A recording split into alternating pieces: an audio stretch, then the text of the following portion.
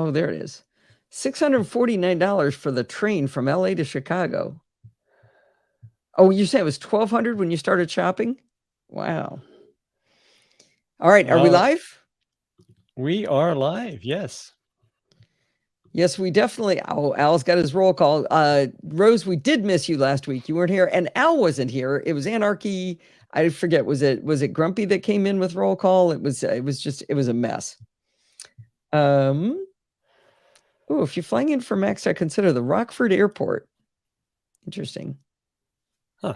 Okay, roll call. Aaliyah. We've got Aaliyah and Brett and Bruce and Mike and Jill and Lindsay the daughter and John and Rose and Sandy and Steve and Al and Rose. Anybody else in the sidebar? Did you get Brett? Kurt? Yeah, you got. I did. PDX Kurt. Good. Okay, looks like I've got everybody on roll call here, and we have done a sound check. We are. Just for the audience on YouTube, in case things go horribly wrong, we are running a beta version of Hindenburg because Jill made me do it. Thanks, Jill. She and I have been using it for a couple of weeks now, and it seems pretty stable so far.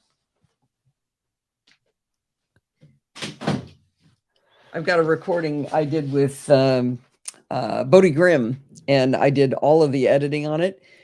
Bodie's really funny. Well, I'll say this when I get to that part of the show. I'll throw a little something in about that. All right. How's everything? We ready to go, you think? Yeah. Sound source will not go away. Normally it... There's a pin. Yeah. Did you accidentally pin it? I think I did. There we go. Okay. All right. Places everyone. Here we go. Hi, this is Allison Sheridan of the NosillaCast podcast, hosted at podfeed.com, a technology geek podcast with an ever so slight Apple bias. Today is Sunday, March 26, 2023, and this is show number 933. It is so good to be able to say ever again. I'm really happy to have at least most of my voice back. It's a good thing we record at 5 o'clock because about 8, it's gone again, but it's better every single day. All right. Let's see. So we need to bring up chit chat. Oh, I should do a chapter mark. Yes, I know it won't work. Kevin's not here and Rick's not here. Maybe Alan needs to do chapter marks. Well, Alan, if you're going to do chapter marks, settle down. I'm going to tell you right away, settle down. He goes a little bit overboard. Okay, so let's just see what the Grumpy's thing does. It didn't do anything. Okay, let me try this. Do you expect it to with this new version? Didn't do anything. Oh, I may not have tried it with Hindenburg too. Okay, that's all right. Whatever I was testing wasn't working before, so that's okay. And we'll go with this. Copy link. All right, here we go. I did write into the beta thing again saying, would you keep focus on these elements so that I don't have to have a macro, like a 500-line macro written just to make it work? So we'll see. Oh, I see. Your voice went longer than the intro this time. Got it. What's wrong with that? I'm just not used to seeing it that way. But I guess you typically do talk longer than the intro. Yeah, I do. All right. We're good. Okay. Did Frank show up? Oh, Frank here? Frank O'Connell. Hey, hello, Frank. We shouldn't be disappointed when it's Frank O'Connell. No, we shouldn't. Hey, it's just here. Frank's here more often. Frank O'Connell here's more often. Yeah. Frank will send a video of him going down a hallway, terrorizing his neighbors in his wheelchair the other day. So that was good. All right, here we go. This week's Programming by Stealth is a great lesson on how no matter how long you've been coding, you still get caught out from time to time and think that the universe makes no sense. When Bart was working on the challenge from PBS 147, he ran into a bizarre situation that just locked him up for many hours. He actually had to sleep on it, go for a bike ride to figure out what was going on. He did eventually figure out what was going on, but it changed this installment of Programming by Stealth into a walk down what went wrong, what he learned, and it gave him the opportunity to teach us even more about shell scripting. The entire installment is all about the solutions to the challenge from PBS 147, so you might want to take a shot at that yourself, before listening to or reading this week's installment of Programming by Stealth. Now, before we get started, I also wait, nope.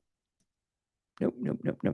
I don't need to do that because I'm going to do the whole story about that. You can, of course, find Bart's fabulous tutorial show notes over at pbs.bartificer.net to go along with this week's episode. You almost previewed your next one, huh? Right. Stealth. You can, of course, find Bart's... Yep. Okay. Good. So I can do a speaking. All right. Thank you, Al. Stop and save chapter mark until Steve, the poet laureate, said do. All right. All right.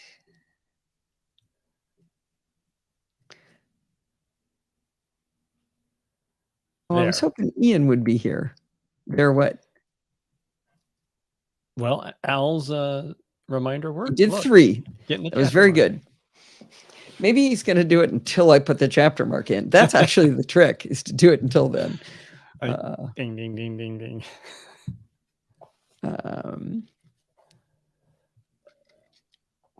So how many people are going to Macstock for sure that are in here?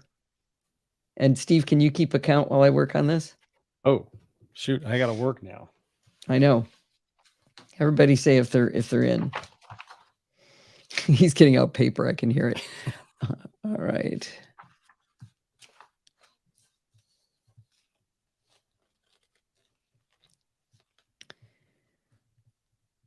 Speaking of Programming by Stealth, I have a story to tell. When Bart and I first started Programming by Stealth, we were doing something no one had ever done before, at least our knowledge. Who would have thought that an audio podcast was a good way to learn to program? Well, because we were breaking new ground, we had no one to learn from. There was no guidebook to follow. Over the years, we've both learned a lot about how to make this crazy idea work. For example, we figured out that while we're recording, communication between the two of us is greatly increased by video. When Bart sees a confused look on my face, he can stop and ask me what I need to have clarified. I can actually raise my hand to get his attention when he's on a roll, but I'm lost on something he said maybe 3 sentences back. We both wish we'd thought of this at the beginning, but at least we eventually figured it out. Things have gotten much smoother in the podcast since we started doing video. Another huge enhancement, we both wish we'd thought of this at the beginning, but at least we eventually figured it out. Things have gotten much smoother. Things have gotten much sooner.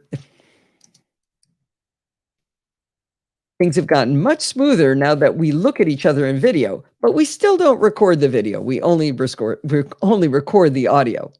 Now, another huge enhancement to learning was when we got the idea for Bart to give the audience challenges at the end of teaching us some new concepts.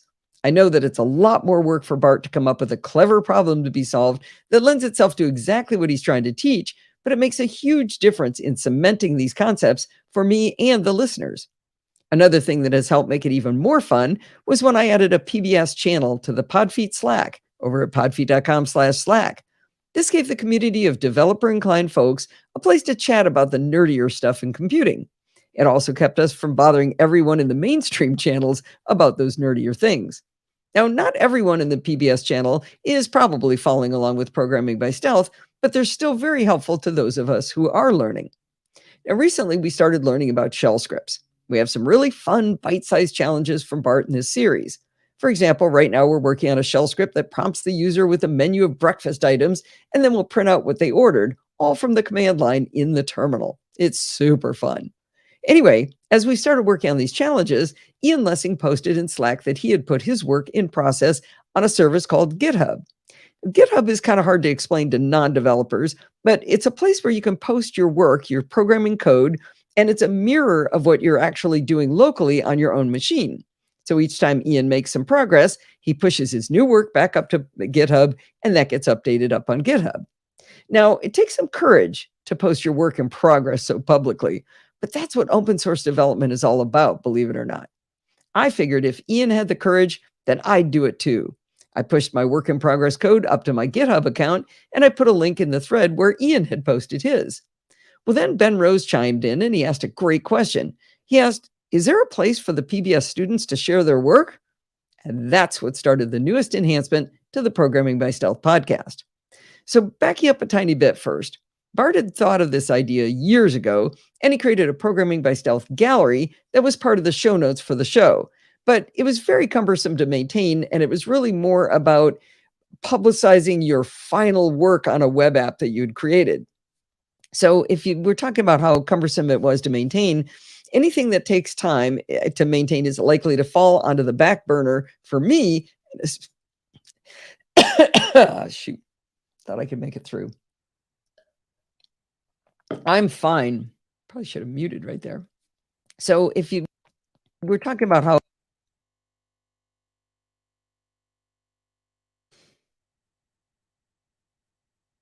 anything that takes time to maintain is likely to fall onto the back burner for me, and especially for Bart. You know, he still works full time, cycles a couple hours a day, has a home life with his darling beloved, and he hosts both Programming by Stealth and his own 2 shows, Let's Talk Apple and Let's Talk Photography. There are literally no more hours to squeeze out of him. So we started throwing ideas around in Slack in the PBS channel, and then I started doing some research. It turns out that GitHub has something they call an organization. GitHub organizations allow a lot of granular control over what privileges different people have. I can be the almighty ruler of the organization, and then I can invite PBS students in as members. I can restrict what members can do, or I can give them a lot of freedom. Now, I'm much more inclined to give people a lot of freedom, especially because I do have to invite people in to join. As near as I can find, there isn't even an ask to join option. This should keep out bots and mean people, or at least I hope so. As I started looking at this organization concept, I realized I'd need some people to help me kick the tires and figure out how it should be organized. Ian and Ben seemed like the obvious candidates. We had a lot of different ideas. When you push code up to GitHub, it's not GitHub, GitHub. Where was I? There I was. When you push code up to GitHub, you do it in what's called a repository, or as the cool kids call it, a repo. We considered having a repo for each installment of Programming by Stealth, but since we're already on PBS 147, that seemed a bit not a great idea. Also, remember that a lot of people are not following along real time. For example, Mariana just joined the Slack community, and she's on PBS 12. We want to make sure everyone feels comfortable and welcome, so we can't make this crazy complicated. Then we considered just making a repo for each person who joined. Then they would be able to create a folder structure within the repo for each set of challenges they were working on. But even that could end up with Ian calls repo sprawl. Ian wondered if it would work to create one repo for all of the people and all of the assignments, and then to create a folder for each human where they would organize their own solutions. Ben suggested a design where we had one repo like Ian suggested, but then we had a folder for each installment of PBS and then folders inside for each person. There were pros and cons to that idea too. Now, one of my desires was to allow people to push their challenge solutions up to the organization, but to also be able to push them up to their own repos. I invited both Ben and Ian into the organization. That didn't seem like enough people to break things, so I also invited Dorothy, also known as Mac Lurker, also known as the person who maintains the PBS index. I created a repo for each person, and then the 4 of us went to town testing out ideas. As we were grappling with the design, Ian suggested that maybe he and I should do a video call to over chatting to, kind of roll all these different ideas around. This was wonderful for so many reasons. First of all, Ian has been a part of the NosillaCast community forever. I don't even remember how long he's been in there, and I'd never talked to him directly. He pointed out he'd seen me on video before because he attends the live show from time to time, but I'd never seen him. After seeing him in video, I feel like I have a new friend. Got to talk to him. It was really cool. As we started working through the various ideas, it became quite clear that Ian, like so many other learners in the Programming by Stealth community, is actually an accomplished developer. He explained that no matter how much you know, you can still learn more. And he says he learned so much from Bart, even on subjects he thought he had down pat. For example, he's pretty good at shell scripting, but he wants to be great at it. And he's really appreciating what Bart is teaching, all of the fundamentals. Anyway, by the time Ian and I got together and did a screen share of the GitHub organization with me driving the screen share, I had really mucked up everything in the GitHub organization. Remember, I said I wanted to be able to put up my solutions there, but also into my own repo. I also wanted to keep my own folder organization with the other stuff in there that's unrelated to the class. I'm glad I did muck things up because I think it was important to work through how to structure the design so that well-intentioned people couldn't break it too badly without us being able to fix it. I was well-intentioned, but boy, did I botch things up. After a lot of testing and changing things around, we settled on Ian's plan. And no, he didn't strong-arm me into picking his decision. It took walking through a couple of the repro sprawl methods to understand the advantage of all of the people and all of the solutions all in one repo. With us all in one happy repo together, when the students pull from GitHub, they get everyone's solutions come down to their desktop. If the purpose of this project is to see how other people are solving the same problem, then you want to have everyone's work available to you. We ended up blowing away all of the repos everyone had created, and we made one called PBS-Challenges. Inside the repo, we created 4 folders for the 4 beta testers. As soon as we did that, I realized I needed to change the name of the organization. You see, I had named it PBS-Challenges. So that meant we had a repo named PBS Challenges and an organization named PBS Challenges. That was just silliness. So we renamed the organization PBS Students. That leaves the door open for future uses for the organization. We can make other repos when we feel like it. As soon as we changed the name to PBS Students, I realized we needed an avatar for the organization. Ian laughed as I pulled up Affinity Designer with Bart's Programming by Stealth logo as a scalable vector graphic, an SVG, and I started to play with different design ideas. I opened the Noun project and I did a search for graduation cap and I started to drag in different versions of it. Now, I didn't waste all of Ian's time on this, but I did tell him I'd probably spend hours working on it. He laughed and said, "Oh, I'm sure you will, and then you'll figure out something to automate about it." I think he sees me. Anyway, I am so delighted with the avatar that I came up with. I say I came up with it, but all the good parts of it were Ian's ideas, but I did the work. Anyway, he suggested a jaunty tilt to the graduation cap and maybe a different color. So I made the graduation cap red on top of Bart's little ninja, and it is absolutely adorable. I just love it. There was one last thing to do, and that was to write some README files to explain to people how this is going to work. I explained how the folder structure was going to work in the README and how everyone is expected to play in their own sandbox. I included this sentence. I expect civilized behavior in this organization, and since it will be filled with NosillaCastaways, I know you'll be kind, supportive, and respectful. I'm not really worried about it, but it does help to say that out loud. So I hope if you're a student of the Programming by Stealth series, you'll join us in the PBS-Students organization and share your work. If you just want to lurk and see what it looks like, you can go to github.com/PBS-Students and check it out. If nothing else, go there to see how adorable the avatar is. To join the organization, you do need to have a free or paid GitHub account. So when you contact me through whatever means you like, you know my email address, you know how to do it in Slack, you can find me on Mastodon, you know all of these places. Be sure to tell me your GitHub handle because for me to invite you in, I need that. I can't do anything without it. Anyway, I'm super excited about this and learning from all of the kids in class who know a lot more than I do. Yay!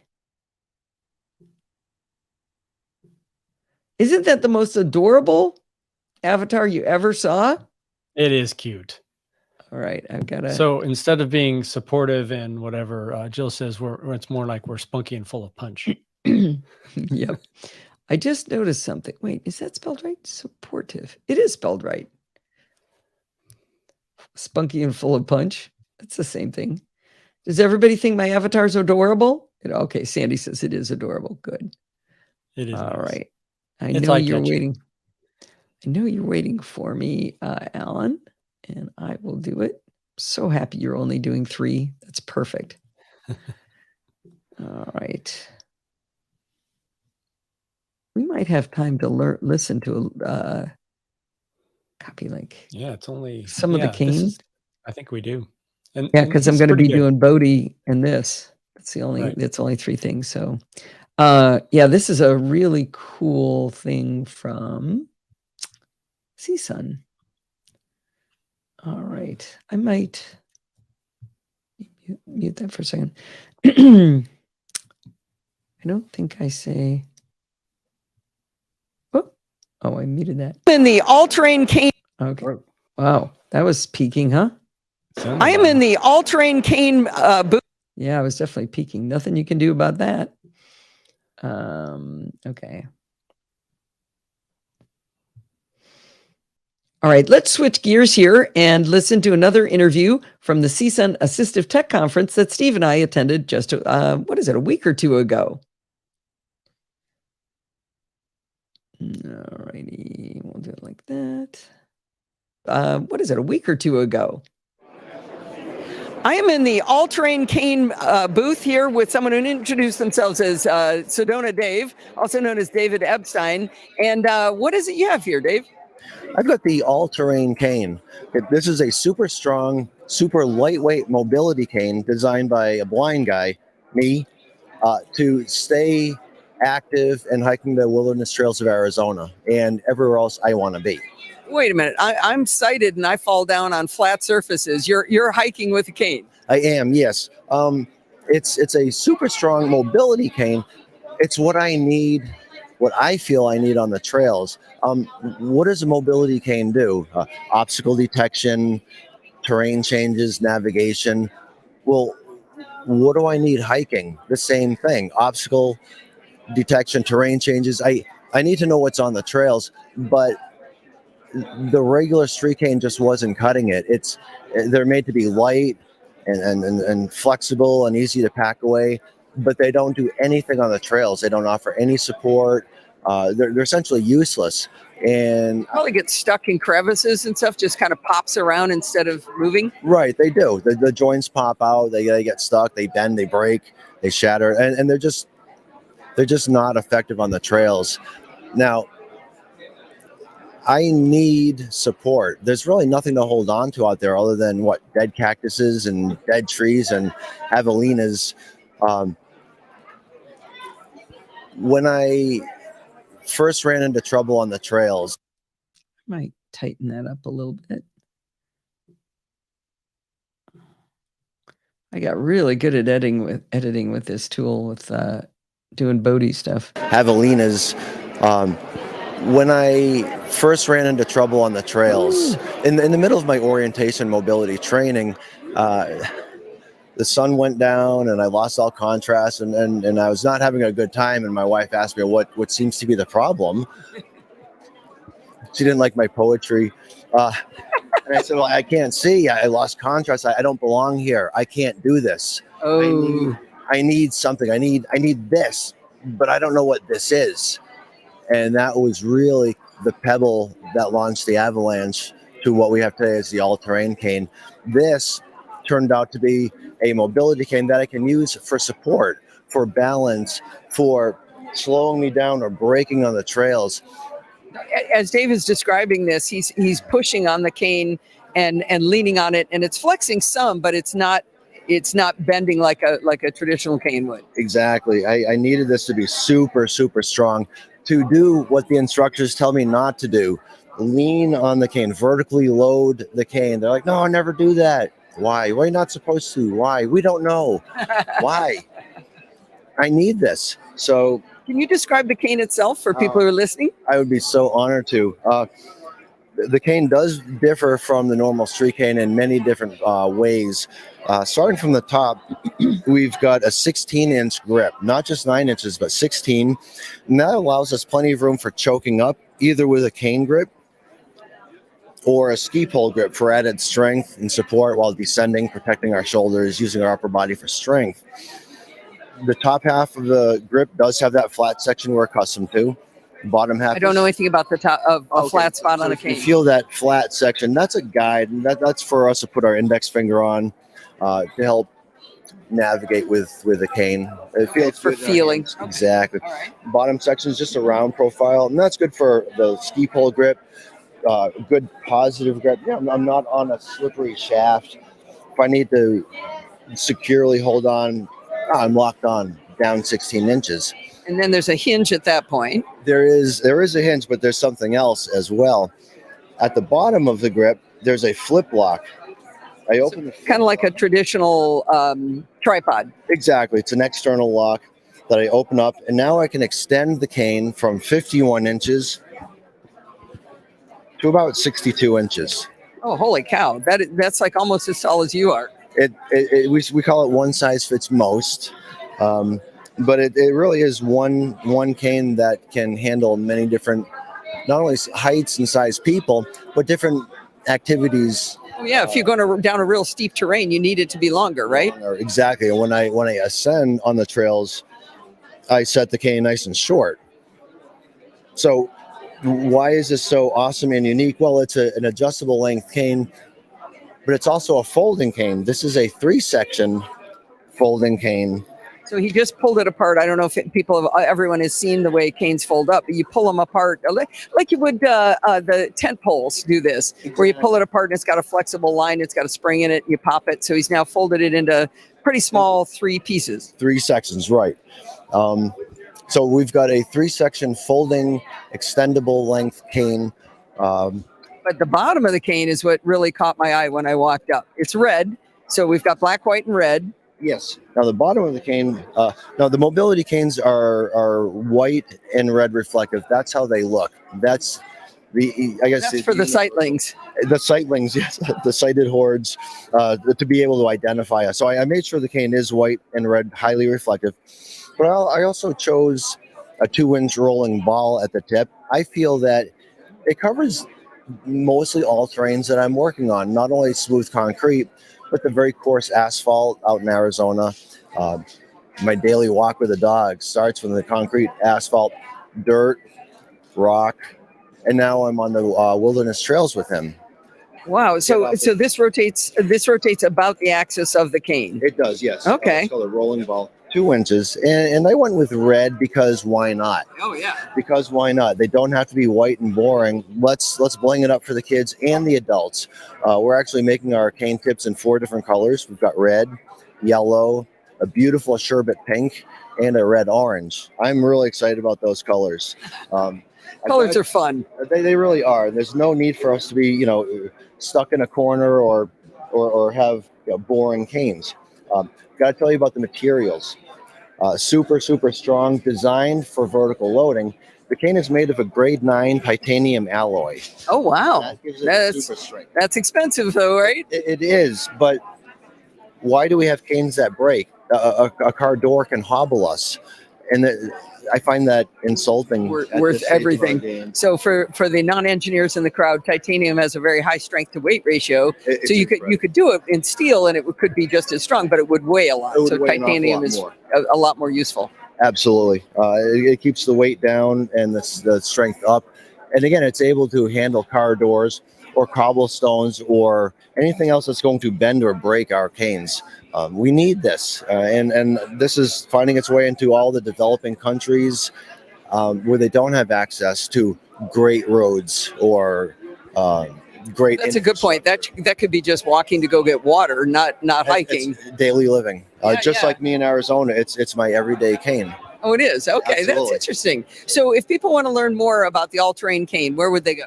Simply go to awarewolfgear.com, and that's AWAREWOLFGEAR.com, awarewolfgear.com.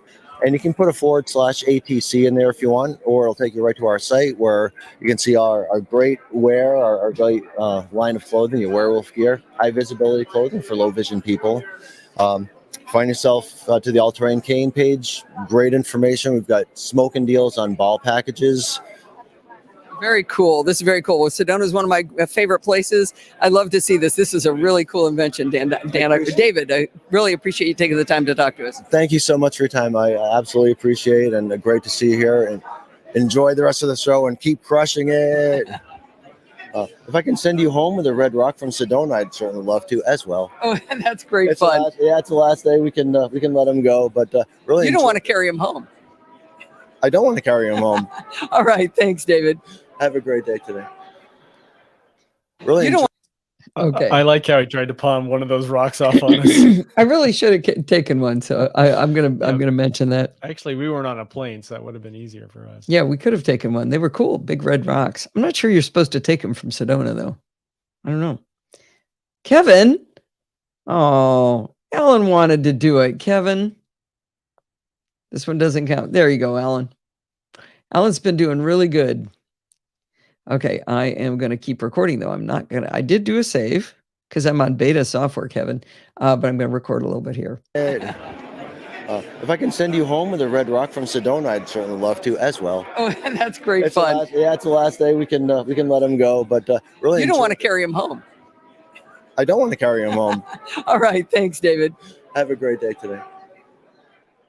So I have two regrets from that interview. One is we forgot to take a rock home. We really should have done that because I hope he didn't have to carry them all back. But the other problem was that during the interview, when he said it was made of titanium, I said, whoa, that's expensive. I neglected to ask him, how much does the cane cost? I did ask him after the show, and the cane is only $120. I really wish I'd asked him while we were at the recording. Anyway, a lot of people in the live show are getting excited about this cane, and other people I talked to at the conference said, oh yeah, I've got to check that cane out. So all-terrain cane from a werewolf really sounds like a hot product. All right. Other people, there we go. Now I'm going to do the chapter mark. Okay. All right. Oh, nope. Support the show. Aaliyah's our hero today.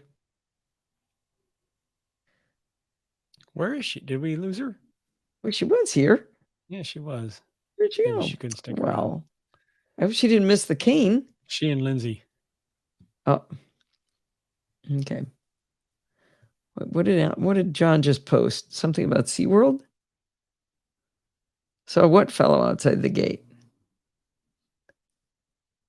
I don't understand. John wrote, daughter was leaving her job at SeaWorld Orlando today and saw this fellow outside the gate, but there's nothing there. And Sandy's saying, oh my gosh. Did Sandy see it? All right, I'm going to do the plug and maybe it'll come up.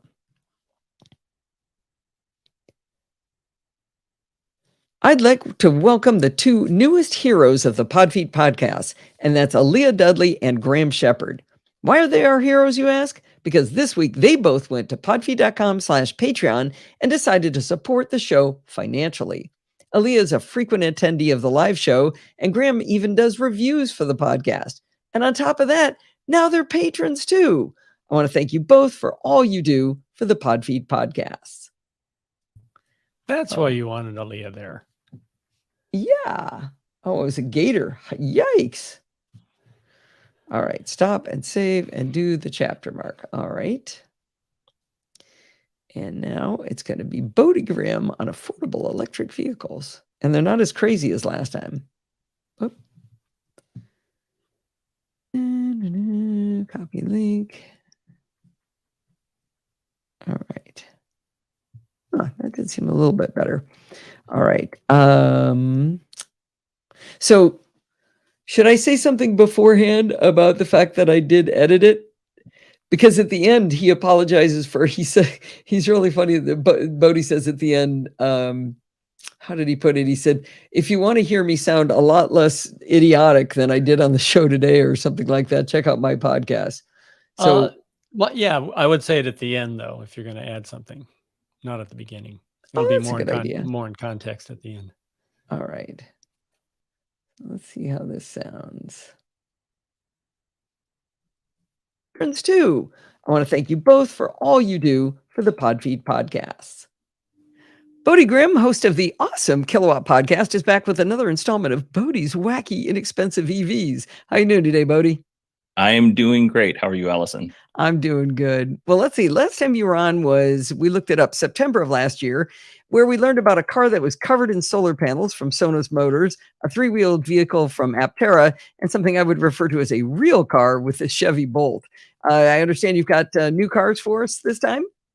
I do. We should update the Sonos Motors car. They're no longer going to build that car. They decided that that's just not going to work. The system that they used for the solar panels, they're going to use that for existing vehicles, mostly like buses and bigger vehicles like that. Okay. Well, that's probably good because that was a seriously unattractive vehicle. Yeah, it was not pretty. For sure. Very industrial looking. It was like dark gray and it was pretty ugly. So what are we going to talk about this time? How many cars do you have for us? I have 3 cars, and this time around we're a little bit more worldly than we were last time. A lot of the vehicles that we talked about were focused towards Europe and the United States. This time we've covered Africa, New Zealand, Australia, Asia, and then, of course, Europe and stuff like that as well. But no cars we're going to talk about today are coming to the United States as of this time. Oh, okay. Sounds good. So first up, we have the Volkswagen ID2 All, which is a terrible name for a car, and VW should be ashamed of themselves. The ID2 All is between a Volkswagen Polo and a Volkswagen Golf. So it's a smaller vehicle. The overall exterior of this vehicle is consistent with Volkswagen's other EVs, like the ID4 and the ID3. By exterior, you mean like just the look and feel of the car? It looks like a different version of the same car? Right. If you were driving by it, just passing it on the road, you'd know it was a Volkswagen just by the design language. Oh, okay. As far as the interior goes, it's quite a bit more simplistic.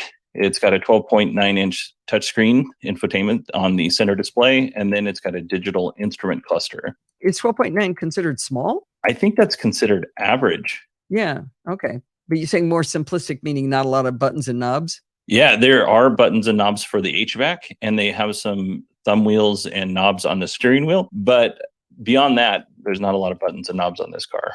You know how I feel about HVAC control knobs. There should be HVAC control knobs, or at least buttons, real physical buttons, because I need to change temperature all the time. I don't want to look down at my screen anymore.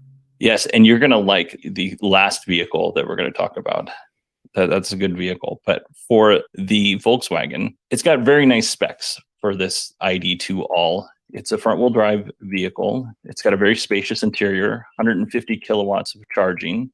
So that's a decent amount. I think as comparison, the Chevy Bolt is like 75 or something like that. It's pretty low.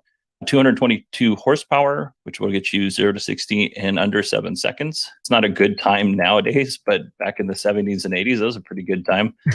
450 kilometers for range, or if you want me to convert that to miles, it's 280 miles. So back to the 150 kilowatt charging, I'm always stuck on this. So that's the rate, that's how fast it can charge? Correct. So it can accept that much. So that isn't super fast. It's not as fast as like Hyundai has their 800 volt system. So that will accept, I think it's twice as much of a charge, but it's still not bad. Wait, 800 is a lot bigger than double 150. I'm having units problems here. The architecture is 800 volts, and we're going to get into an area that I definitely can't back up. Volts and watts. We need to go get Steve. I know, but the 800 volt system, it can accept a faster charge. Okay. Volkswagen is using the MEB platform, which is their skateboard platform for EVs for this vehicle. If we want to get deep into the woods, Volkswagen has an MEB Plus platform that they're developing now. That doesn't look like this vehicle is going to take advantage of that. This is just going to be the standard MEB platform, which is great. A lot of people like it, and 150 kilowatts of charging. So if you pull up on a charger that can deliver 300 kilowatts, you're only going to get 150. The battery management system is going to keep it down to that 150. Does that make sense? It does. I wanted to make sure that's what I was hearing, because we just went to a charger where we topped out above 1,000 kilowatts. Oh, nice. On the Tesla. So 150 sounds really slow to me, but maybe that's good for a small car. This car probably weighs a lot less than our car, so you probably don't need to charge as much to get the same kind of range. Yeah, I don't think they announced any battery sizes, or at least I didn't find any battery sizes for this. Okay. I would imagine that it's probably between 60 and 70 kilowatt hours, which is roughly what you have in your Model 3. Yeah, that's getting up there. We got 75, I think, but yeah, okay. Tesla has amazing efficiencies in their car where other car companies just can't come close. So they just got to put bigger batteries in. Now, I'm obviously just talking based off of experience. Like they haven't announced anything. But if I had to guess, that's what I would guess. Yeah.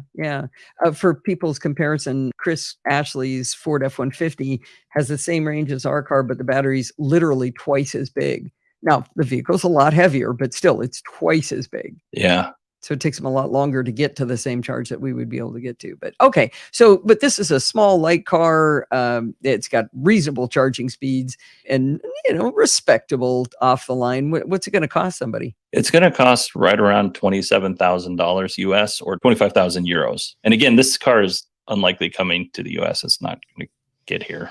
Sure, but for $27,000, I could sit at the electric pump for a little longer. For 27 grand, that's really good, right? Your goal was to try to find cars under 30,000. Yeah, and it becomes increasingly harder after the first three.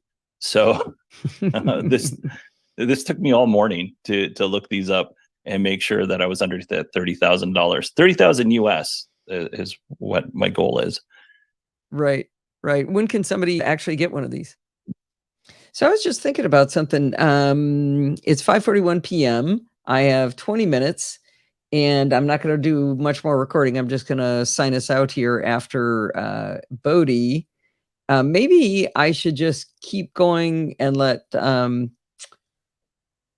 see. We could give. Sorry, I'm thinking out loud. But Kurt wanted to learn about Auphonic Leveler. We could give Kurt privileges to talk, and then he could ask me questions as I show him. I'd have to change my layout of my screen so that I was showing my entire desktop. But do you know how to give him the ability to talk, Steve? I can try. Well, first of all, is Kurt up for this? Doing it in front of a live audience versus doing it on Zoom afterwards? That's a good question. I don't see Kurt in the... He's in the sidebar. Yeah, he would need to be in live show listen as a minimum for me to do Right. that. So I think he's listening on YouTube right now, maybe? Yeah, that I couldn't do. He would need to be in Discord. Yeah. Or if you'd rather do it with a Zoom afterwards, we could do that too, Kurt. I just thought I'd give the audience something to look at if I could cut out early. I need you guys to hear the ending to Bodie. Let's see if I can catch it. Yeah, that's it. AFEELA.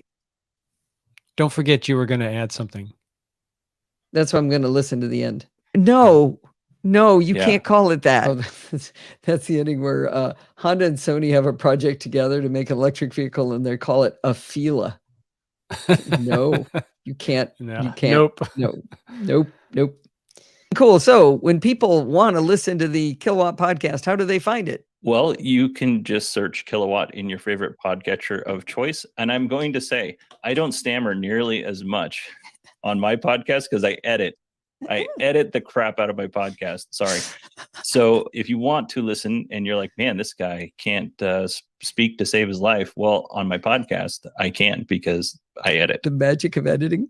Yeah. If you want to listen to the most apologetic and yet talented podcaster I know, you should definitely check out the Kilowatt podcast, where he talks about electric vehicles all over the place and analyzes their financial results and talks about predictions and complains about the fact that he will never, ever, ever get the Cybertruck he's been waiting for. You should definitely check out the Kilowatt podcast. All right. Bye, Bodie. Thank you, Allison.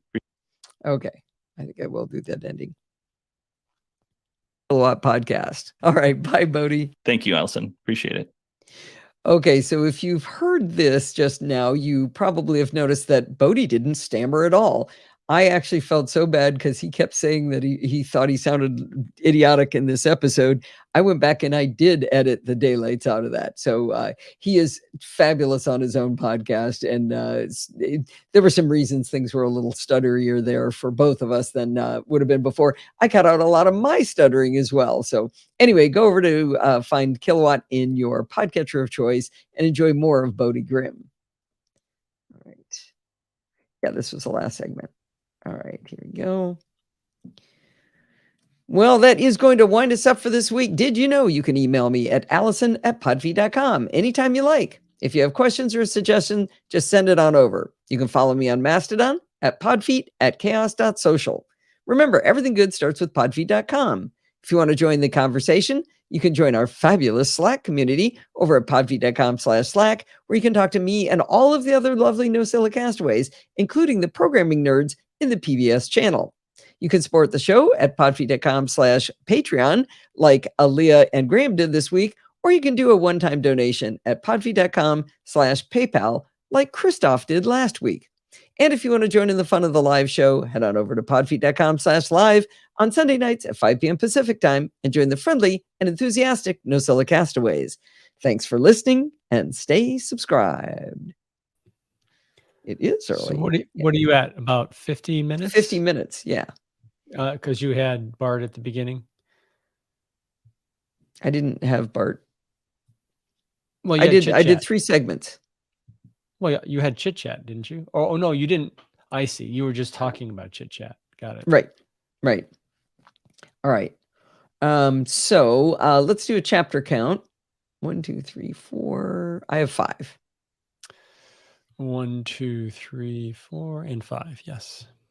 All right. Let's check this. Thanks for listening and stay subscribed.